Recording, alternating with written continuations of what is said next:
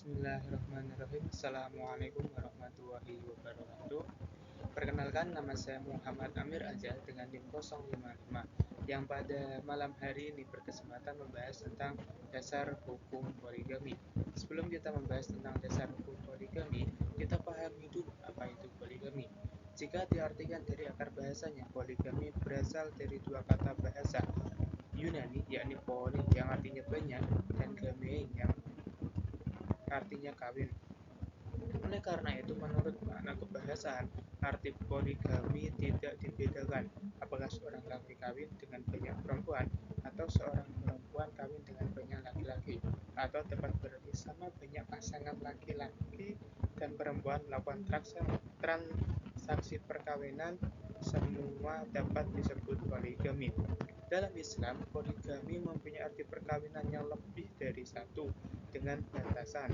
Umumnya dibolehkan hanya sampai 4 wanita, walaupun ada juga yang memahami ayat tentang poligami dengan batasan lebih dari 4, bahkan lebih dari 9 istri.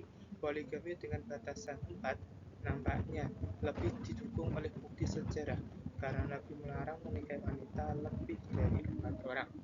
Adapun untuk dasar hukum dari poligami terdapat pada Quran surat An-Nisa ayat 3, yakni wa in khiftum alla tuqsitu fil yatama fa ankihu ma taba lakum min nisa'i husna wa sulasya wa ruba fa in khiftum alla ta'dilu fawahidatan aw ma malakat aymanakum dzalika ala ta'ulu, yang artinya, dan jika kamu takut tidak akan dapat berlaku adil terhadap hak-hak perempuan yang yatim, bila mana kamu mengawininya, maka kawinilah wanita-wanita lain yang kamu senangi, 2, 3, atau 4. Kemudian jika kamu takut tidak akan dapat berlaku adil, maka kawinilah seorang saja atau budak-budak yang kamu miliki. Yang demikian itu adalah lebih dekat kepada tidak berbuat aniaya.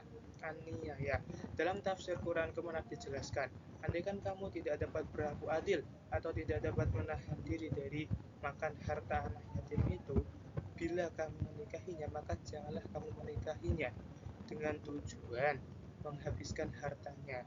Nikahlah ia dengan orang lain, dan jika kamu memilih perempuan lain yang kamu senangi, 1, 2, 3, atau 4, dengan konsekuensi dapat memperlakukan istri-istri kamu dengan adil dalam pembagian waktu bermalam atau giliran, nafkah, tempat tinggal, dan hal-hal berbentuk materi lainnya.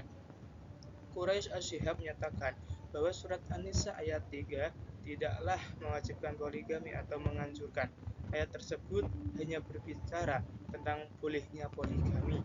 Itu pun merupakan pintu kecil yang hanya dapat dilakukan oleh orang yang amat membutuhkannya dan dengan syarat yang tidak mudah dan tidak ringan.